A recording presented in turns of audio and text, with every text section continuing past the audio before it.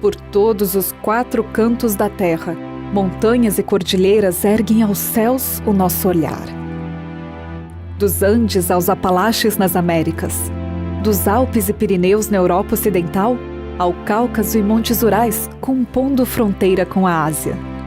Da Cordilheira Australiana à Cordilheira do Atlas na África. E até mesmo as montanhas da Rainha Maud, na Antártida Oriental. A mais famosa do mundo, a Cordilheira do Himalaia, é adornada pela montanha mais alta do planeta, o Everest. Em todos os continentes, com seus picos nevados, alturas maciças e desfiladeiros profundos, as regiões montanhosas atraem a escalar, superar limites e contemplar as majestosas paisagens de outro ponto de vista, muito mais alto. Mas você sabia que a origem da maior parte delas está no choque entre placas da crosta terrestre? Neste episódio, vamos conhecer o quanto a tectônica de placas tem moldado o nosso planeta. Aliás, já é consenso entre os cientistas que no passado houve uma vasta e porção única de terra seca, a Pangeia. Teria então a tectônica de placas poder suficiente para fragmentar um supercontinente? Ou seria necessário um conjunto de fatores para orquestrar esta divisão em placas? Afinal, como foi liberada tamanha energia?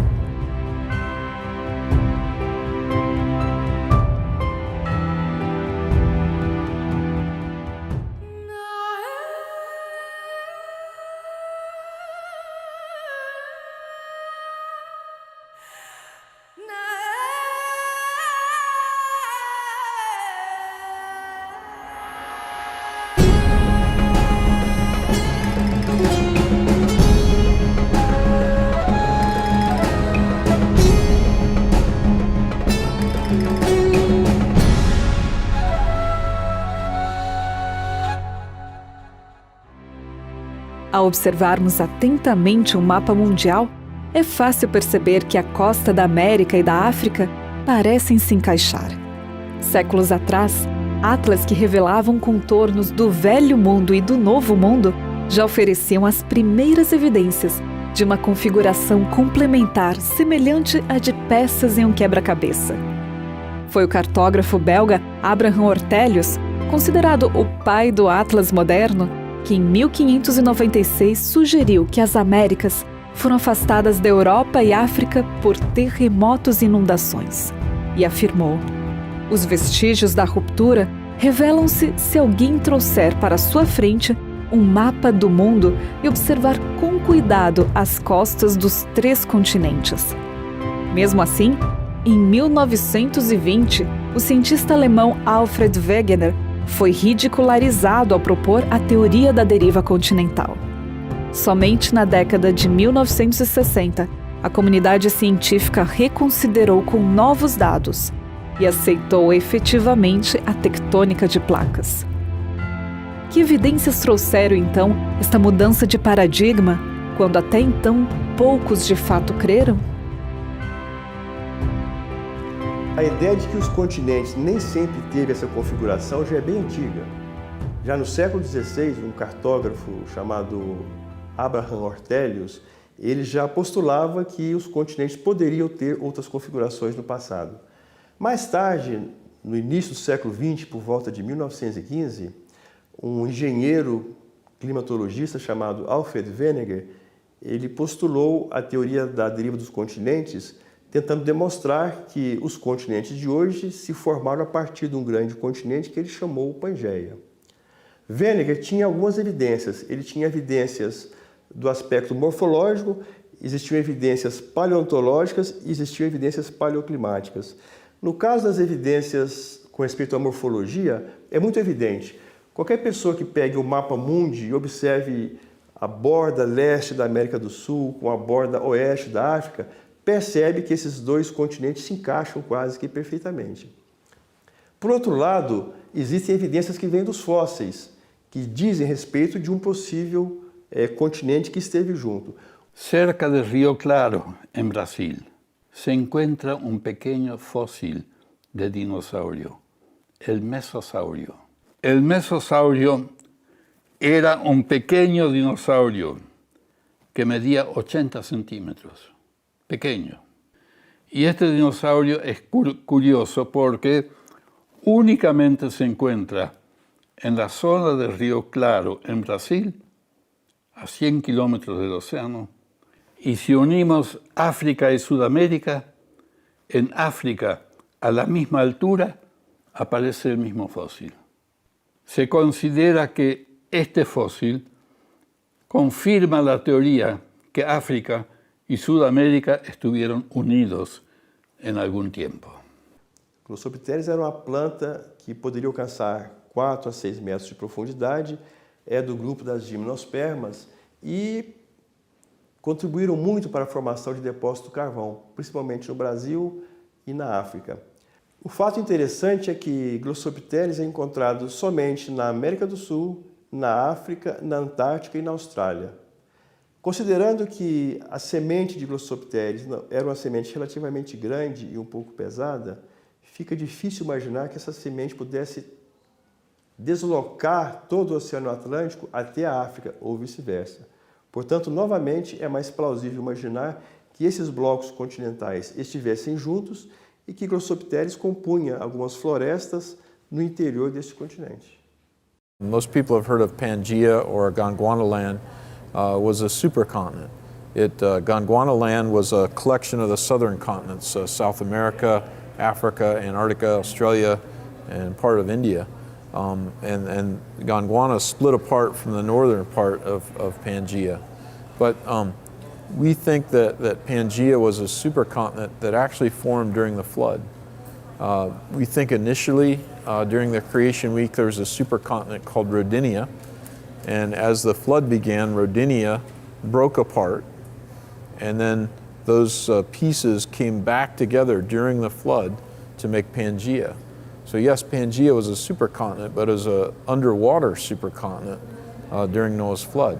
And then during the flood, during the end of the flood, Pangaea began to break apart to make the current continents that we have today. And so the Atlantic Ocean would have formed towards the end of the flood, and then as the continents emerged, they would look very similar to what we have today. En un pasado remoto, la Tierra estaba conformada de una manera diferente. Los continentes no eran como los que tenemos ahora, sino que estaba todo unido en una gran masa que llamamos Pangea. Y la historia geológica nos muestra de que ese supercontinente se tiene que haber fracturado y dividido para formar distintas cuencas donde después se debieron haber depositado sedimentos y capas, y eventualmente se generaron los distintos continentes que estaban formando esta gran masa como un supercontinente. Y la idea es de que después de un tiempo, por procesos en el interior de la Tierra, que algunos piensan tienen que ver con el calentamiento de las rocas adentro en el interior de la Tierra y cómo esas capas de roca derretida se están moviendo en el interior de la Tierra en corrientes de subducción, hicieron que parte de los continentes empezaran a moverse y se empezara a separar el supercontinente de Pangea, y eso es lo que al principio se llamó deriva continental.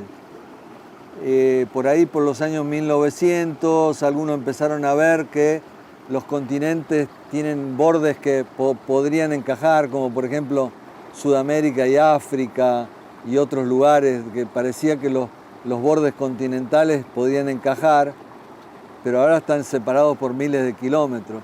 Así que la idea es de que los continentes se fueron separando y eventualmente terminaron en la posición en que están hoy. A eso últimamente se lo ha denominado la teoría de la tectónica de placas. A hipótese do Wernicke não teve muita credibilidade porque o Wernicke não conseguiu apresentar um modelo, um motor que fizesse os continentes se afastarem um do outro.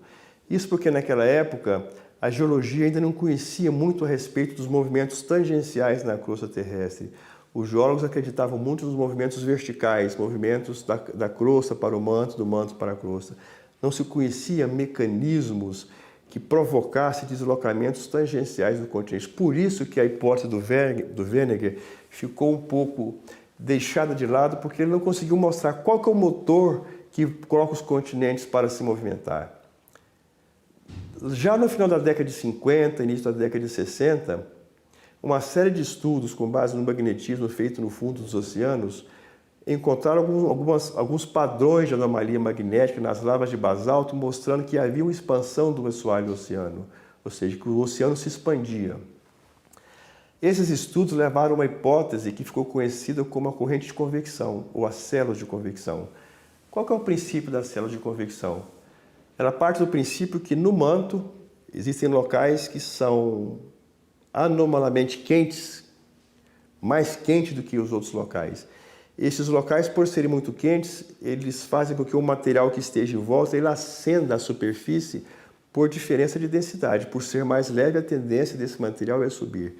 Ao esse material chegar na superfície, ele resfria, se espalha e depois ele é forçado para descer novamente para o manto onde estavam os locais mais quentes. Isso gera como se fosse uma célula de convecção. Ele está quente, sobe por diferença de densidade, resfria no topo e depois desce por diferença de gravidade e densidade e vai até, de novo, aquele ponto quente. Esse movimento que nós conhecemos por célula de convecção seria um motor que fizesse com que os continentes rodassem. Na verdade, os continentes seriam placas rígidas e essa células seriam as esteiras, de forma que os continentes se moviam sobre essas esteiras. Essa teoria que deu a ideia, a hipótese do deslocamento dos continentes e das próprias placas tectônicas. En este momento se ha verificado que Sudamérica y África se separan 8 centímetros por año, porque en el Océano Atlántico, en el centro, hay volcanes que largan lava bajo el mar. Y esos volcanes van empujando. Entonces la teoría de Wegener se elaboró con la deriva continental, que los continentes se van separando. Eso está verificado. Y como la base del Océano Atlántico va empujando los continentes y existe también la placa del Pacífico, el continente de Sudamérica se va arrugando y aparece la cordillera de los Andes. Esa es la deriva continental, que hoy es aceptada por los geólogos. A energia que move as placas terrestres enquanto estas flutuam no magma é de origem ainda incerta e, de certa forma, desconhecida. O fato é que a deriva continental continua a ocorrer e, neste discreto movimento que hoje atinge no máximo 10 centímetros por ano, a consequência se faz notória ao extremo quando as placas friccionam, provocando tremores de terra. Estas forças que culminam em terremotos tão gigantes e imprevisíveis, não podemos impedir.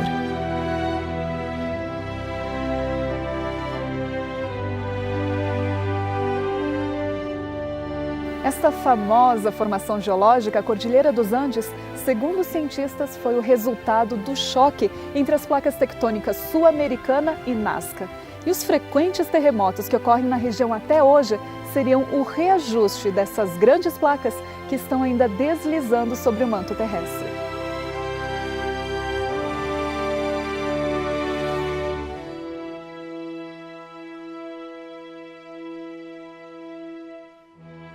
No caso da Cordilheira dos Andes, nós temos o Oceano Pacífico mergulhando por baixo, a placa do Pacífico mergulhando por baixo da América do Sul. Um outro caso, as placas estão expandindo, como é no caso do Oceano Atlântico. A África está afastando do continente sul-americano pela expansão do assoalho oceânico, ou seja, existe uma grande dorsal no meio do Oceano Atlântico, que é o eixo de simetria a partir do qual as duas placas se separam. Existe uma terceira situação em que as placas nem estão convergindo, nem estão separando. Elas estão num movimento diferencial, uma em relação à outra. Isso é um caso muito comum na falha de St. Andreas, lá no oeste dos Estados Unidos. Essa configuração das placas que passou a explicar grande parte, se não todos os terremotos e os vulcões, ou seja, os terremotos e o vulcanismo está quase que essencialmente associado ao movimento de placas. E eles ocorrem justamente no limite das placas em função da estabilidade gerada do movimento diferencial de uma placa para outra.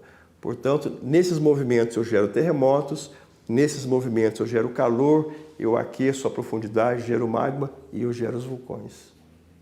Y en California, en Estados Unidos, está una fisura que se debe a que la placa del Pacífico empuja y la del Atlántico empuja.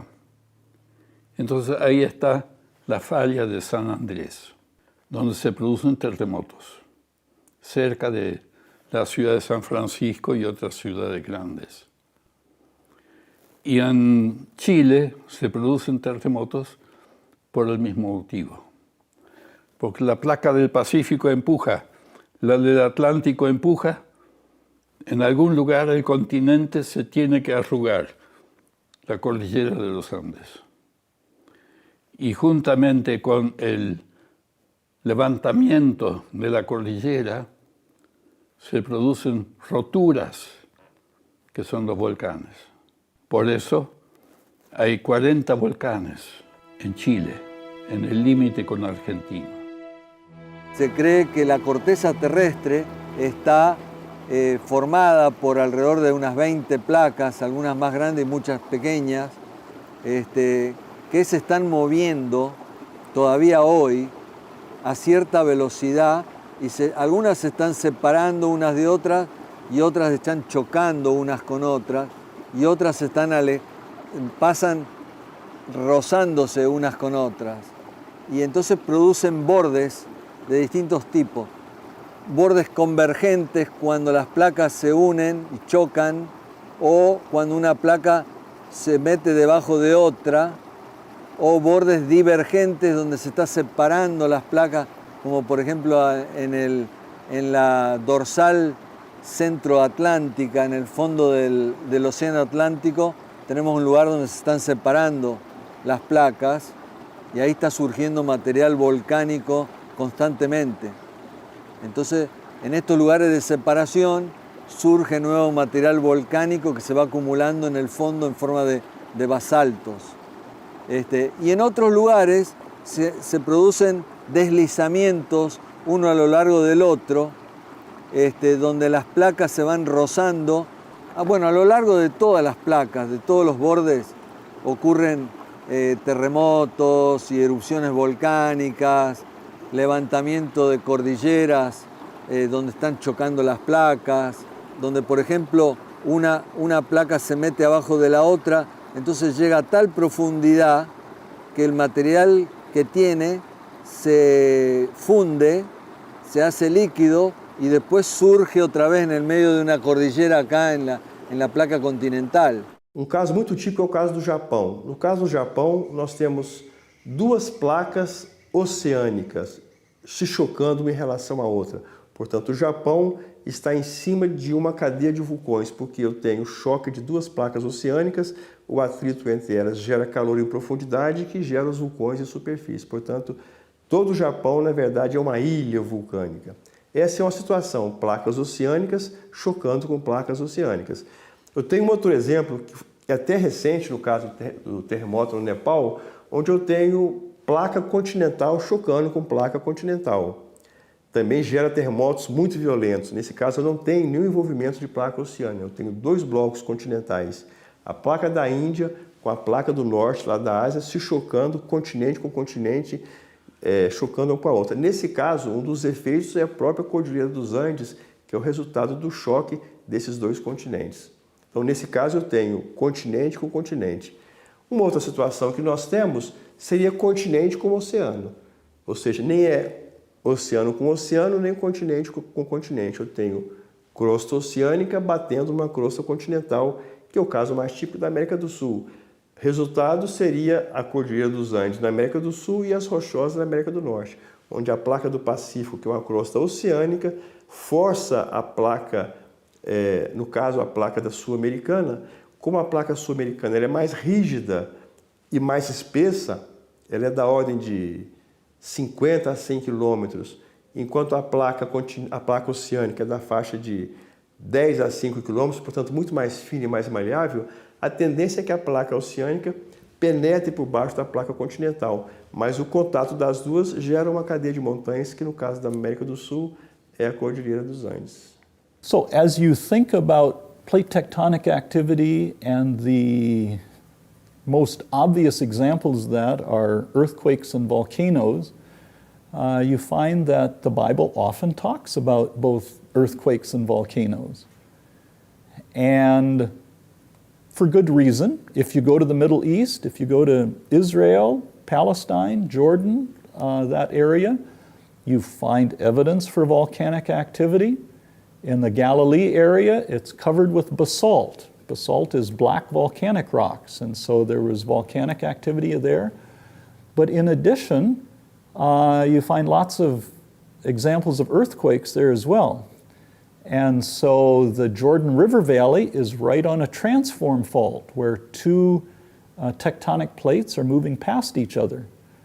And whenever they move, you suddenly get an earthquake. And that's the standard geological explanation for why you have the Dead Sea that is several hundred meters below sea level, because you have two plates moving past each other, and where they're moving, in one place they're opening up, and so you have something that's far below sea level. So the Bible often talks about earthquakes, and the Bible also talks about rocks that smoke or are melting or something like that. In some places, it specifically refers to those activities as when God intervenes in some way, but in other instances, it just refers to earthquakes as, just a thing that happened, not necessarily God's special intervention. So as I give talks about plate tectonics, I like to tie in earthquakes and volcanoes and the Bible's reference to those. Pangeia foi grande bloco continental, megacontinente que teria existido no passado da história da Terra. Não dá para nós afirmarmos que Pangeia teria sido o continente mais antigo, uma vez que quando nós olhamos no seu interior, nós encontramos suturas ou cicatrizes que indicam que Pangeia, na verdade, teria se formado a partir da reunião de outros blocos continentais, dando origem a esse grande continente. Portanto, Pangeia se formou, ficou intacta por um tempo e depois ela se fragmentou, formando dois grandes blocos, Gondwana no hemisfério sul e Laurásia mais para o hemisfério norte. E em seguida esses blocos foram se partindo e deram origem aos continentes que nós temos hoje. América do Sul, América do Norte, África, Antártica, Oceania e Ásia.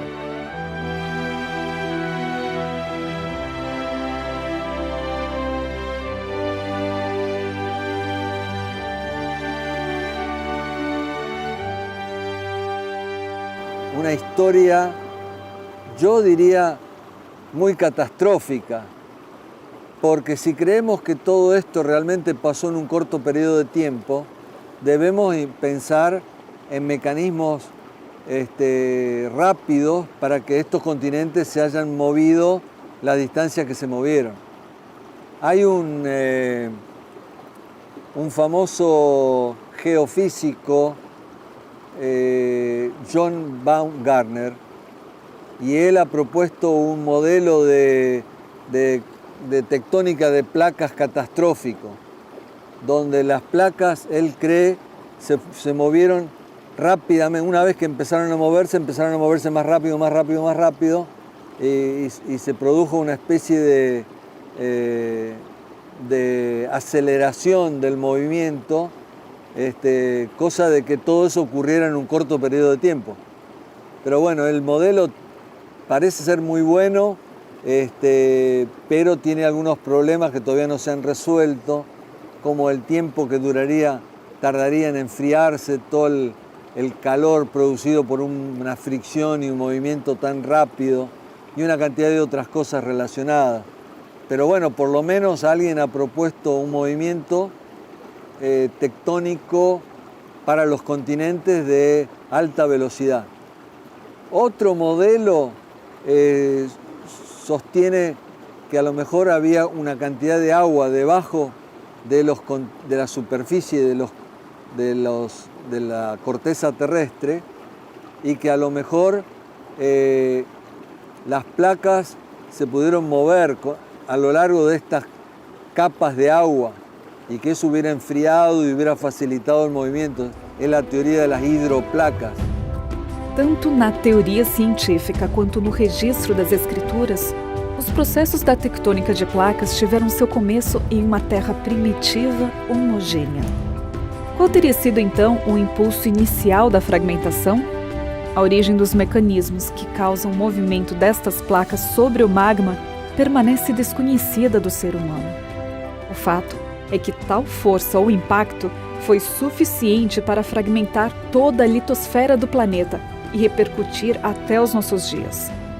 Que fenômeno catastrófico teria sacudido o mundo inteiro no passado? Que evento transformou completamente a geografia da Terra, provocando mudanças de alto a baixo e deixando marcas tão profundas?